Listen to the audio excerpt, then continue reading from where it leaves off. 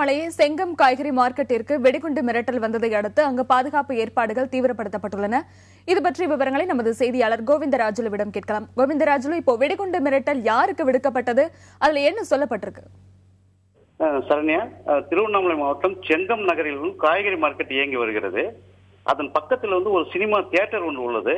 அதன் உரிமையாளருக்கு இன்று அதிகாலை 5 மணி அளவில் ஒரு மர்ம டெலிபோன் வந்துள்ளது. அதில் இன்று காலை 8 மணியிலிருந்து 9 மணிக்குள்ளாக அந்த காய்கறி மார்க்கெட்டில் குண்டு வெடிக்கும் என்று கூறியுள்ளனர். இதையடுத்து அவர் செங்கம் போலீஸ்ல தகவல் தராரு. போலீசார் இப்ப நடவடிக்கை எடுத்துட்டு இருக்காங்க. சரண்யா, கோவிந்தராஜுலு, தொலைபேசியில் மிரட்டல் வந்ததா சொல்லிருக்கீங்க. இந்த மிரட்டலை அடுத்து செங்கம் அங்காடி பகுதியில செய்யப்பட்டிருக்க ஏற்பாடுகள் என்னென்ன, பாதுகாப்புக்கு என்ன செஞ்சிருக்காங்க? இது உடனடியா நடவடிக்கைகளை இறங்கின செங்கம் போலீசார் பொதுமக்கள் யாரையும் அது உள்ள விடாம பாதுகாப்பு அரணை அமைச்சிட்டு உள்ள மேற்கொண்டு ஒரு கடையா திறந்து சோதனை மேற்கொண்டு வருகின்றனர். அடுத்து வெடிகுண்டு நிபுணர்கள் திருவண்ணாமலையிலிருந்து குரூப்பா அவங்களும் சோதனை மேற்கொண்டு வருகின்றனர்.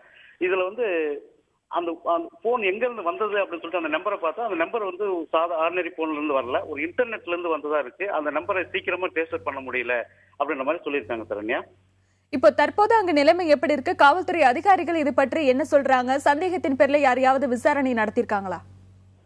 இப்போதைக்கு சந்தேகத்து பேர்ல யாரையும் பண்ண முடியல. ஏன்னா நம்பரை ட்ரேஸ் அவுட்டே பண்ண முடியல. இன்டர்நெட்ல இருந்து வந்ததால அது எங்க இருந்து வந்தது, சென்னையில இருந்து ஏதோ ஒரு மிஷின்ல இருந்து ஆப்ரேட் பண்ணிருக்கிறதா தான் இவங்க சந்தேகம் வந்திருக்கு. அதுல இங்க லோக்கல்ல யாரும் கிடையாது.